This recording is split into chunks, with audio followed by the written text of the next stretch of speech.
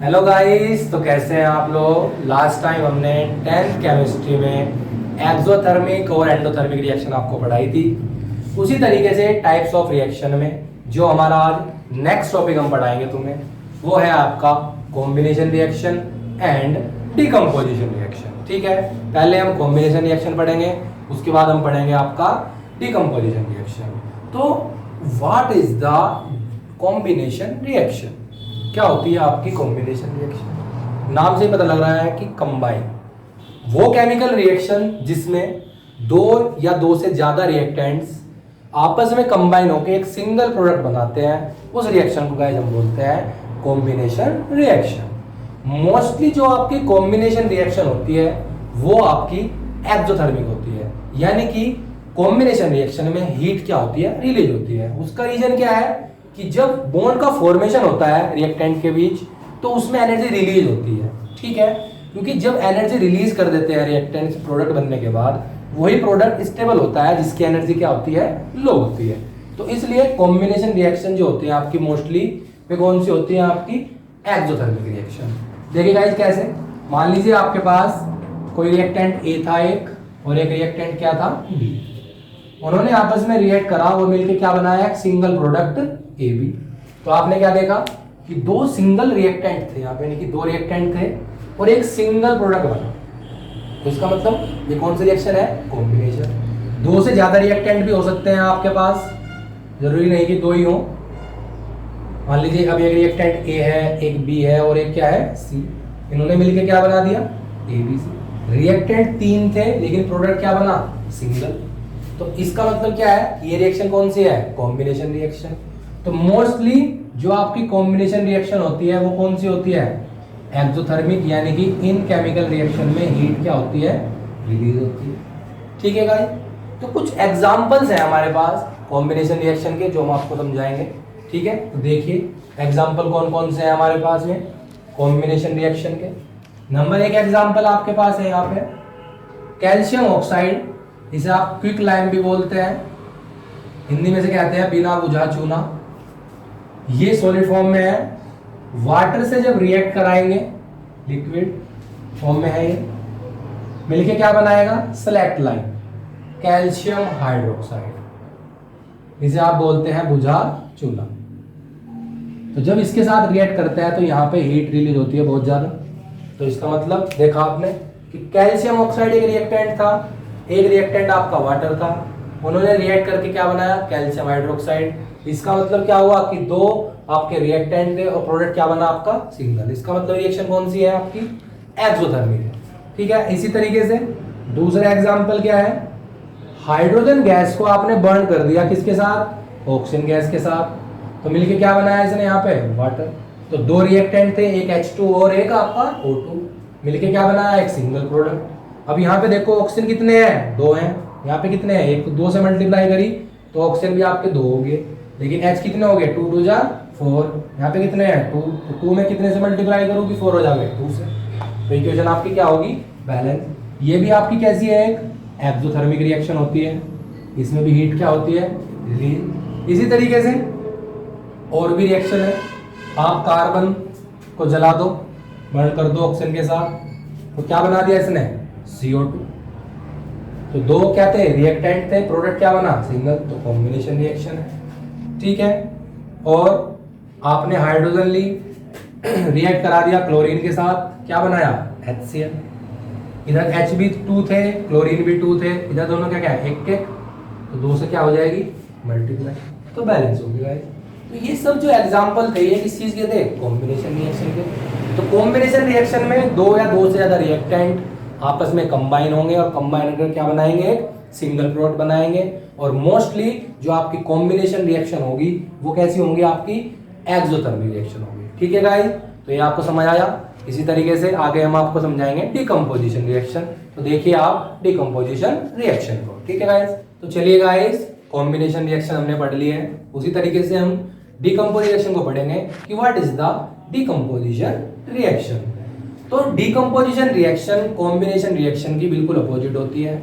ठीक है, decomposition reaction में आपका सिंगल रिएक्टेंट होगा जो एनर्जी को एब्जॉर्ब करके दो या दो से ज्यादा प्रोडक्ट आपका बनाएगा। ठीक है, तो डिकम्पोजिशन रिएक्शन में आपका कोई सिंगल रिएक्टेंट होगा, मान लीजिए ए भी है, और ये एनर्जी को एब्जॉर्ब करेगा किसी भी फॉर्म में और क्या बनाएगा, दो या दो से ज्यादा प्रोडक्ट में आपका टूट जाएगा। तो जिन भी केमिकल रिएक्शन में कोई सिंगल रिएक्टेंट होता है, एनर्जी को एब्जॉर्ब करके दो या दो से ज्यादा प्रोडक्ट बनाता है, उन केमिकल रिएक्शन को हम क्या बोलते हैं, डिकम्पोजिशन रिएक्शन बोलते हैं। ठीक है guys, decomposition reaction mostly endothermic reaction होती है, क्योंकि इसमें जो आपके रिएक्टेंट है वो किसी ना किसी फॉर्म में एनर्जी को एब्जॉर्ब करते हैं। जैसे एनर्जी को हीट की फॉर्म में एब्जॉर्ब कर लिया, इलेक्ट्रिकल एनर्जी की फॉर्म में एब्जॉर्ब कर लिया, आपके फोटोलाइटिक यानी कि सनलाइट की फॉर्म में एनर्जी को एब्जॉर्ब कर लिया। तो मोस्टली आपकी डिकम्पोजिशन रिएक्शन जो होंगी एंडोथर्मिक रिएक्शन होंगी। उसी के बिहाफ पे, एनर्जी के बिहाफ पे कि एनर्जी किस किस फॉर्म में देनी है, उसी तरीके से इनके जो फॉर्म होती है वह अलग अलग हो जाती है डिकम्पोजिशन रिएक्शन की। जैसे नंबर एक, अगर आप एनर्जी को हीट की फॉर्म में सप्लाई करते हो, ठीक है, तो उस रिएक्शन को हम बोलते हैं आपका thermal decomposition reaction. Thermal decomposition reaction बोलते हैं। ठीक है गाइस, अब थर्मल डिकम्पोजिशन में जो एनर्जी देंगे रिएक्टेंट को, जो एनर्जी एब्जॉर्ब करेगा आपका रिएक्टेंट, वो किसकी फॉर्म में करेगा, हीट की फॉर्म में। जैसे फॉर एग्जांपल लाइमस्टोन है आपका CaCO3, मार्बल भी कहते हैं, ऐसे हिंदी में बोलते हैं चूना पत्थर। एनर्जी को एब्जॉर्ब करेगा किसकी फॉर्म में, हीट की। डेल्टा का साइन होता है कि हीट वाला, टेम्परेचर। ठीक है, आपके एनर्जी एब्जॉर्ब करते ही किसकी चीज में टूट जाएगा, आपका क्विकलाइन यानी कैल्शियम ऑक्साइड में, और कौन सी गैस रिलीज होगी यहां से, आपकी CO2। तो रिएक्टेंट आपका सिंगल था, एनर्जी को एब्जॉर्ब करके टूट गया CaO प्लस CO2 में। प्रोडक्ट कितने बने, दो। इसका मतलब कौन सी रिएक्शन है, डिकम्पोजिशन। लेकिन एनर्जी किस फॉर्म में दी, हीट की फॉर्म में, तो इसका मतलब कौन सी है, थर्मल डिकम्पोजिशन है। इसी तरीके से आपका एक और होता है लेड नाइट्रेट PbNO3 का होल ट्वाइस का फॉर्मूला होता है। जब इसे आप यहाँ पे हीट करेंगे, ये टूटेगा आपका लेड ऑक्साइड में, प्लस NO2 और प्लस O2। तो आप क्या देख रहे हो, रिएक्टेंट क्या था, सिंगल, हीट एनर्जी एब्जॉर्ब करी हीट की फॉर्म में, कितने प्रोडक्ट बने, 1 2 3 प्रोडक्ट बने। तो रिएक्शन कौन सी है, थर्मल डिकम्पोजिशन है। बैलेंस कर लो, 2 से इधर मल्टीप्लाई करोगे तो लेड कितना हो गया, Pb यहाँ पे 2 होगी, 2 से इधर भी। N कितने हैं, 2 2 जा 4, 4 से इधर ही मल्टीप्लाई कर दो, ये आपकी रिएक्शन क्या हो जाती है, बैलेंस हो जाती है। इसी तरीके से एक और थर्मल डिकम्पोजिशन का हमारे पास एग्जांपल है फेरस सल्फेट। ठीक है, फेरस सल्फेट। ठीक है, वैसे तो ग्रीन कलर का होता है, ग्रीन विट्रोल भी बोलते हैं इसे यहाँ पे जब हीट करेंगे, काफी इंपॉर्टेंट रिएक्शन है, फेरिक ऑक्साइड में, ठीक है, प्लस SO2 और प्लस SO3 गैस बनती है। पहले ग्रीन कलर का होता है, लेकिन एनर्जी को एब्जॉर्ब करके जो फेरिक ऑक्साइड बनता है वो थोड़ा सा किस तरह चला जाता है, रेडिश ब्राउन में चला जाता है कलर। ये भी ध्यान रखना, रेडिश ब्राउन कलर में फेरिक ऑक्साइड बनते से कलर क्या हो जाएगा, चेंज हो जाएगा। इसी तरीके से जब लेड नाइट्रेट यहाँ पे डिकम्पोज हुआ तो NO2 गैस बनेगी, इसका जो कलर होता है वो ब्राउन होता है, तो ब्राउन रंग की गैस निकलेगी। उसका मतलब कौन सी गैस निकल रही है यहाँ से, NO2 गैस। ठीक है, तो ये आपके एग्जांपल क्या थे, ये आपके थे थर्मल डिकम्पोजिशन के, क्योंकि इसमें हमने एनर्जी किस फॉर्म में दी थी, आपकी हीट की फॉर्म में।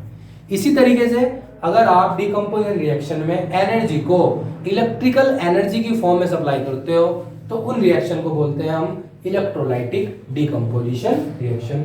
चलिए अब पढ़ते हैं इलेक्ट्रोलाइटिक डिकम्पोजिशन के एग्जांपल। मान लीजिए हमारे पास वाटर है, ठीक है, वाटर के अंदर आपने इलेक्ट्रिसिटी क्या करा दी, फ्लो करा दी। तो जब भी कोई कंपाउंड, जैसे वाटर है, वाटर के अंदर आपने इलेक्ट्रिसिटी फ्लो कराई और इलेक्ट्रिसिटी फ्लो कराने के बाद आपका वाटर डिकम्पोज हो गया H2 और ऑक्सीजन गैस यानी O2 में। तो इलेक्ट्रिसिटी द्वारा किसी कंपाउंड का ब्रेकडाउन होना, टूटना, तो प्रोसेस को बोलते हैं हम इलेक्ट्रोलाइसिस।